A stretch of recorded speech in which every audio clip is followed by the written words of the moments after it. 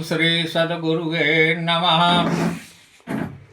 आज का विषय है कि हम लोग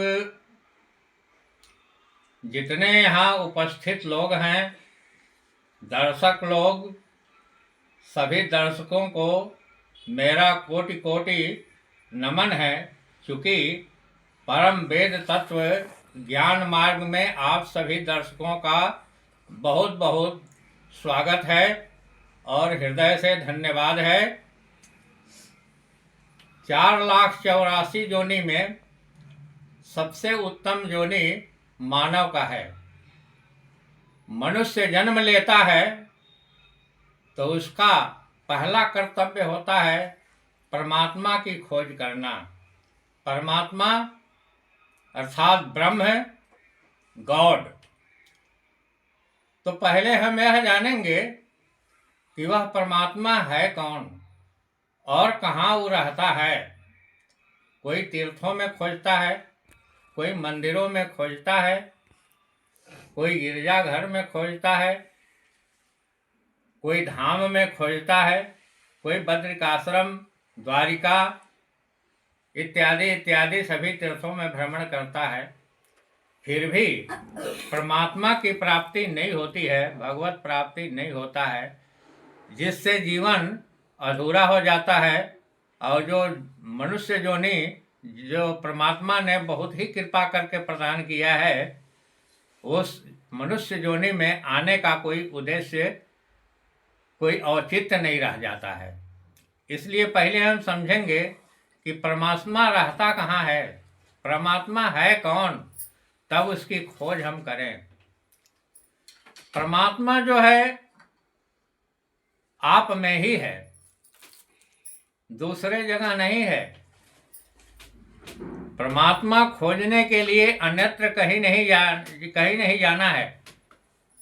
गीता में लिखा हुआ है कि परमात्मा जो है वह सत्य है और सत्य ही ब्रह्म है। ब्रह्म सत्यम जगत मिथ्या जीवो ब्रह्माना परा। यह संसार झूठा है और ब्रह्म ही एक सत्य है। तो वह सत्य है कहाँ? सत्य आपके पास है। सत्य असत्य की परिभाषा जो है, सत्य जो है वह नश्वर नहीं है, सत्य अविनाशी है। और जितना चीज दृष्टि से देखा जाता है, जितना हम आँखों से देखते हैं, यहाँ तक धरती, आकाश, सूर्य, चंद्रमा, ये सारा चीज नश्वर है, शरीर नश्वर है। लेकिन आत्मा जो है वह अमर है। आत्मा का ही दूसरा नाम ब्रह्म है। तो आत्मा परमात्मा में अंतर क्या है मैं समझाता हूँ।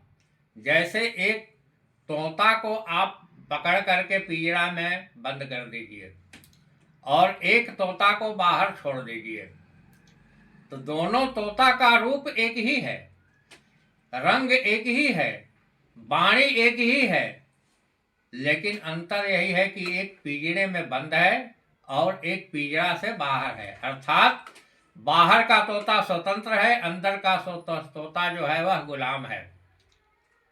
वैसे ही आत्मा जो है, जो इस शरीर में है, जो शरीर धारण किया है, यह बंद तोते की तरह यह गुलाम है, यह परतंत्र है। और जब, क्योंकि किस चीज की पिंजरा है इस आत्मा में?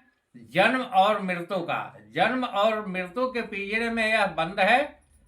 और जब यही पिंजरा से जब बाहर आ जाता है तो उसी को कहते हैं स्वतंत्र सत्ता, या मोक्ष कहते हैं, या अमरत्व कहते हैं। तो हमें कहीं जाना नहीं है, हम में ही बैठा हुआ है वह आत्मा जो परमात्मा का स्वरूप है। केवल हमें इस आत्मा को स्वतंत्र करना है। और यह इसके लिए जो है हमें ध्यान योग में जाना होगा। गीता में जैसा लिखा है, ध्यानावस्थितगतेन मनसा पश्यन्ति योगिनो तस्यां तं न विदुः सुरासुरगणा देवाय तस्मै नमः। बड़े बड़े ऋषि महर्षि जब ध्यान योग में आते हैं तो ब्रह्म का दर्शन होता है, उस आत्म तत्व का दर्शन होता है, आत्मा का हम दर्शन कर पाते हैं। आत्मा का असली स्वरूप सामने आता है। वह आत्मा कैसा है? न उसका हाथ है, न पैर है, न जिह्वा है, न त्वचा है, न आँख है, न कान है।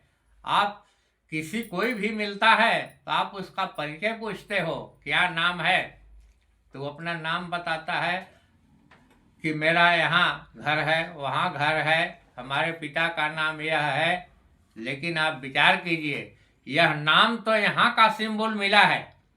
अगर एक व्यक्ति के 5,000 भेड़ हैं तो 5,000 का नाम रखा हुआ है पहचान के लिए। तो वैसे ही यह सारा लोग जो है अनाम पैदा होता है, सारा मानव या सारा जीव जो है अनाम पैदा होता है।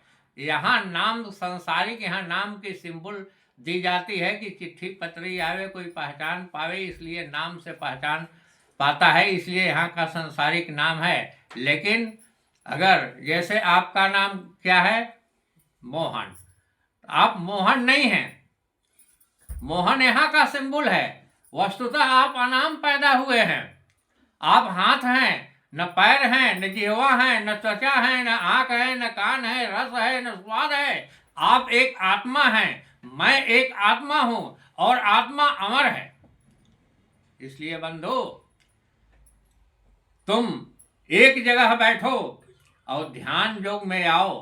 तुम्हें एक सदगुरु की आवश्यकता है, एक गुरु की जरूरत है। विद्यालय में जाते हो पढ़ने तो शिक्षा गुरु की जरूरत होती है। शिक्षा गुरु आपको बताते हैं तो कब बताते हैं तो एक कड़ाही दिखा देते हैं, वहां कहते हैं कि पढ़ो। क माने कड़ाही, ग माने गमला, घ माने घड़ा। लेकिन वस्तुतः क और कड़ाही का कोई संबंध नहीं है, घ और घड़ा का कोई संबंध नहीं है। एक प्रतीक है उसको समझाने के लिए कि क लड़का पढ़ ले, कड़ाही देख करके तुरंत याद करेगा कि का। वैसे ही हमारे यहाँ उस परमात्मा तक पहुँचने की जितने भी देव स्थल है, मंदिर है, वहाँ जाने की एक कड़ी है, वह एक प्रतीक है। और वस्तुतः वह ब्रह्म जो है वह निराकार है। गोस्वामी तुलसीदास जी ने भी लिखा है कि बिनु पग चलाए सुने बिनु काना, कर बिनु कर्म करे विधि नाना। अरे आनन रहित सकल रस भोगी, औ बिनु बानी बकता बड़ जोगी। तन बिनु परस नयन बिनु देखा, चाहे घ्राण जिमि बास यसेखा।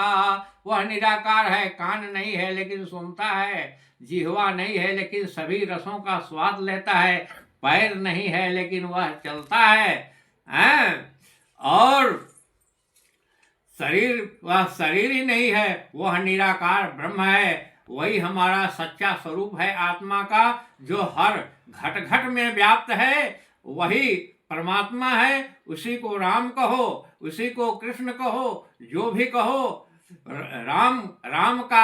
राम का व्याख्या आप राम नहीं जानते हो। राम केवल दासरथी राम नहीं है, शरीरधारी राम नहीं है। वो तो एक पूर्ण ब्रह्म है। जितना शरीरधारी हैं वे एक पूर्ण ब्रह्म है। असली राम कौन है आप जानने का प्रयास कीजिए। और वह कैसे प्राप्त होंगे? वह जब ध्यान योग में आएंगे आप। इसलिए राम की परिभाषा सुनिए, ध्याना रमन्ते योगिनो मध्ये, रमन्ते योगिनो मध्ये सच्चिदानंद चिदात्मने इति रामापदेनासौ परं ब्रह्मा विधीयते। जो हर कण कण में रमण करता है उसी का नाम राम है। राम को खोजने नहीं जाना है, कृष्ण को खोजने कहीं नहीं जाना है, ब्रह्म को खोजने कहीं नहीं जाना है। ब्रह्म आपके पास है, केवल आप प्रयास तो करो। किसी सदगुरु के शरणागत जा करके तुम रास्ते तो दिखाओ, गुरु ही तुम्हें रास्ता देंगे, वही रास्ता दिखाएंगे और परमात्मा प्राप्त होंगे और तुम्हारा मनुष्य जीवन प्राप्त करने का उद्देश्य भी प्राप्त हो जाएगा। हाँ। आप सभी दर्शकों को जो भी यहाँ कथा में प्रवेश किए हैं, जो आए हैं, उनको कोटि कोटि प्रणाम है। अगर वीडियो पसंद लगे तो आप लाइक करें, पसंद करें और इसको सब्सक्राइब करें। धन्यवाद।